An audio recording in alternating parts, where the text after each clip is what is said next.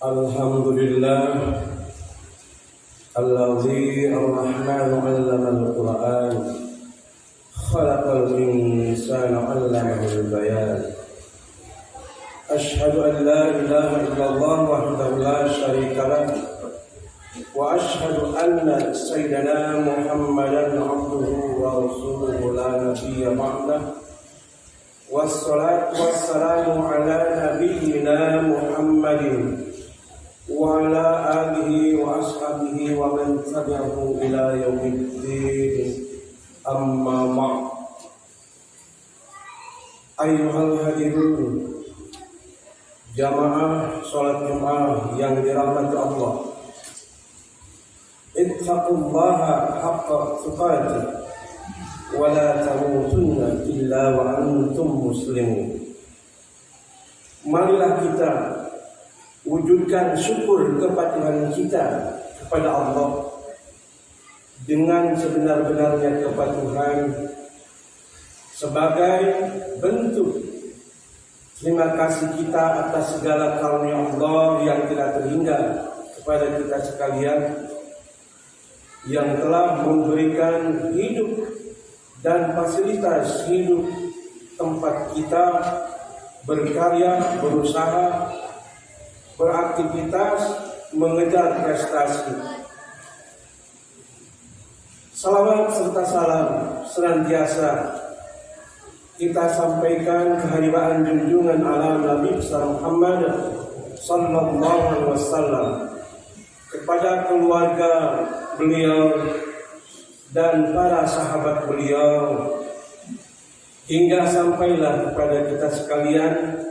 Semoga kita sebagai umat di akhir zaman juga diakui sebagai umat beliau yang telah mendapat syafaat atau pertolongan pada hari perhitungan amal. Amin ya rabbal alamin. Jamaah yang dirahmati Allah, pada kesempatan ini saya sebagai khatib berwasiat, marilah kita sama-sama meningkatkan keimanan ketakwaan kita kepada Allah. Tentu saja tidak semudah apa yang kita katakan. Kata takwa memang mudah diucapkan, namun tidak mudah untuk dilaksanakan. Titel takwa tidak mudah dimiliki setiap orang, karena banyak tantangan yang harus dijalankan, yang harus dilakukan. Sederhana kedengarannya, menghindari segala apa-apa yang dilarang Allah dan menjalankan apa-apa yang diperintah oleh Allah dan Rasul-Nya. Tetapi kata-kata itu tidak mudah untuk kita buktikan. Menghindari larangan Allah, ternyata kita masih banyak melanggar larangan-larangan Allah tersebut. Menjalankan perintah Allah, jangankan yang jauh-jauh, yang 5 waktu saja sholat sering telat, bahkan sering terlewat karena kesibukan di dalam mengejar dunia yang tidak ada akhirnya. Begitulah memang dunia ini sebagai ujian bagi kita, tantangan. Manusia tidak akan pernah berhenti mengejar kehidupan dunia sehingga terlena hatta zurtumul maqabir, sehingga dia baru menyadari ketika terbangun di dalam kubur apa yang dia kejar belum dia nikmati, belum dia capai, tetapi kubur telah dia temukan. Lalu pertanggungjawabannya begitu berat di hadapan Allah. Ngapain saja diberi umur sekian panjang, sekian puluh tahun, kamu tidak gunakan bahwa umur itu bukan untuk mengejar dunia, tetapi dunia adalah sebagai fasilitas saja. Dunia adalah hanya sebagai pelengkap untuk meraih keselamatan. Jadi kebahagiaan dunia adalah kita gunakan fasilitas yang Allah berikan di dunia ini, kita gunakan untuk meraih kesenangan kebahagiaan akhirat yang kekal abadi. Jamaah yang dirahmati Allah, memang kita sebagai umat manusia, sebagai muslim, tidak boleh terlena, dan kita memohon kepada Allah untuk terhindar dari beberapa penyakit mental. Sebagaimana kita sering berdoa kepada Allah, A'udzubillahi minasyaitonir rajim. Allahumma inni a'udzubika minal hammi wal hazan. Ya Allah, aku berlindung kepada Engkau dari kebimbangan dan kesedihan. Kita ini memang manusia sebagai makhluk yang sering bimbang dalam hidup ini karena takut kekurangan ini, kekurangan itu. Lalu kita pun sedih, kok kita tidak bisa seperti si Anu. Dia memiliki rumah megah, mobil mewah. Karena begitu. Padahal hal itu tidak boleh. Kita melihat kepada yang lebih tinggi, lebih atas kita kalau dalam urusan dunia. Karena Rasulullah pun mengingatkan, janganlah kamu melihat orang yang di atasmu dalam urusan dunia, tapi lihatlah orang yang di bawahmu yang lebih susah, yang lebih sulit hidupnya daripada kamu. Insya Allah kamu akan tergolong manusia yang selalu bersyukur, menerima apa adanya. Janganlah bersedih karena kekurangan harta, dan janganlah bersedih karena kegagalan dalam hal mengejar cita-cita atau prestasi. Tetapi sedihlah mengingat betapa banyaknya dosa-dosa kita yang telah kita lakukan, baik secara sadar maupun tak sadar, sengaja maupun tidak sengaja. Maka kita pun selalu mohon perlindungan kepada Allah. Ya Allah, aku berlindung kepada Engkau dari kebimbangan dan kesedihan. Wa a'udzubika minal ajzi wal kasal. Dan aku berlindung kepada Engkau ya Allah dari kehinaan dan kemalasan. Kehinaan dan kemalasan. Kehinaan adalah merupakan derajat yang rendah yang dimiliki manusia. Manusia akan menghinakan dirinya atau merasa dirinya hina di hadapan orang lain yang lebih daripadanya, baik lebih dari keilmuannya, dari harta kekayaannya, karena dia merasa miskin lalu dia pun merasa hina. Padahal bukan itu, karena belum tentu si miskin hina di hadapan Allah, dan belum tentu juga si kaya hidupnya mulia di hadapan Allah. Bisa saja si kaya itu menjadi hina karena dia meraih harta kekayaannya dengan jalan yang diharamkan, yang tidak diridhoi Allah. Misalnya korupsi atau mencuri atau menzalimi teman atau saudaranya. Jadi memperoleh harta dengan cara-cara yang tidak halal, maka kekayaan tidak akan menjadi kemuliaan baginya, melainkan kehinaan. Karena dia akan merasa bimbang, merasa tertekan, merasa takut, karena dia pun tahu bahwa itu adalah salah dan dosa. Jadi sekalipun kaya belum tentu dia tenang batinnya. Wa a'udzubika minal jubni wal bukli. Dan aku berlindung kepada Engkau ya Allah dari sifat pengecut, ketakutan yang berlebihan, takut ini, takut itu, sehingga ketakutan itu bisa saja membuat manusia itu malah jadi kufur, malah menjadi hilang keimanannya karena ketakutan yang berlebihan.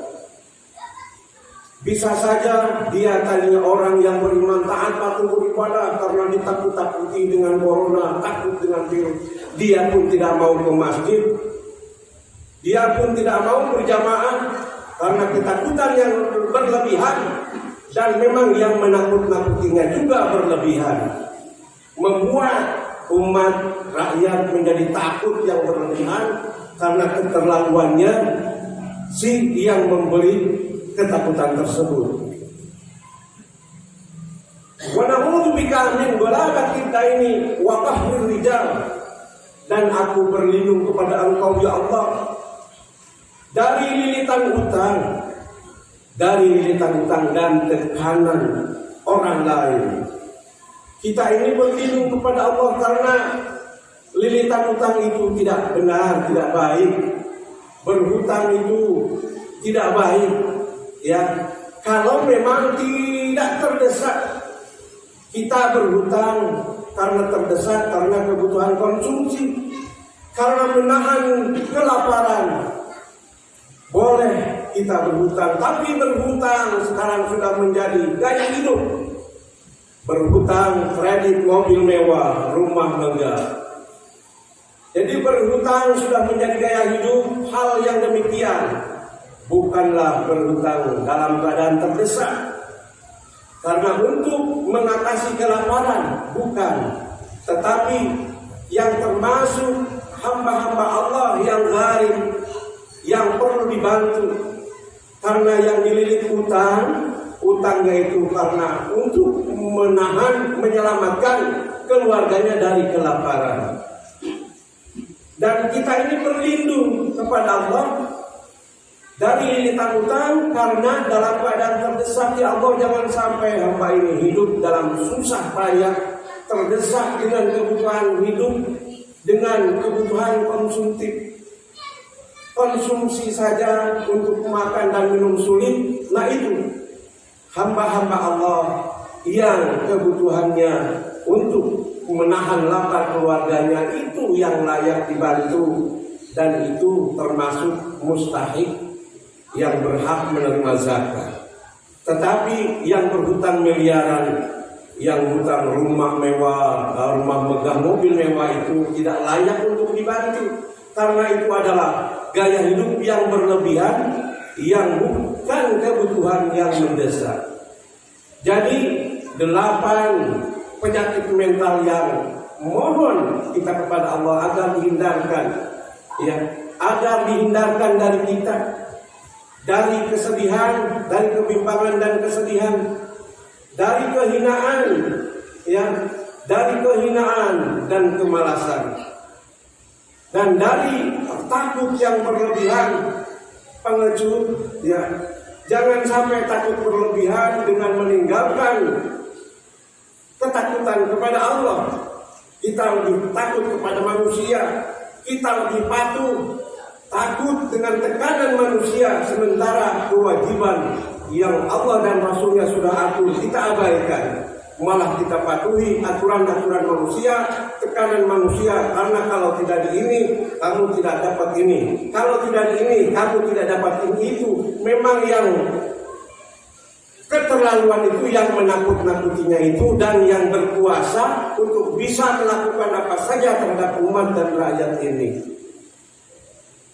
Untuk itu, jamaah yang dirahmati Allah, mari kita sadar. Janganlah kita menjadi jubni dan bukhli, menjadi orang yang pengecut dan yang bakhil, ya, karena orang-orang bakhil itu sama saja saudaranya dengan yang keket mengkenel buntut kasiran, alias pelit medit kepada sesama. Untuk dirinya saja sayang dia, untuk keluarganya, karena dia lebih baik menyimpan, saking bakhilnya menyimpan, menumpuk hartanya, tetapi akhirnya dia ditinggalkan begitu mautnya menjemput. Harta kekayaan yang berlimpah itu dia belum nikmati, karena merasa bahwa harta dan apa yang dia milikinya itu bisa mengekalkan hidupnya, padahal tidak demikian. Semua adalah amanah dari Allah.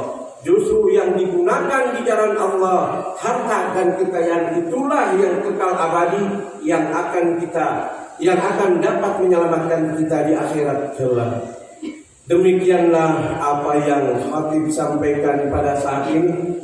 Mudah-mudahan kita terhindar dari sifat-sifat penyakit mental yang tadi, insya Allah apabila kita tetap patuh dengan aturan-aturan Allah dan Rasulnya, tidak takut dengan tekanan-tekanan manusia, tidak takut dengan segala macam ketakutan yang berlebihan, pengecut, insya Allah tidak merasa hina di hadapan manusia, karena Allah pun mengingatkan wala tahinu wala tahzanu wa antumul a'launa in kuntum ta'lamun. Janganlah kalian merasa hina dan sedih, karena sesungguhnya kalian itu adalah umat yang tinggi derajatnya di hadapan Allah apabila kalian semua beriman dan mengetahui.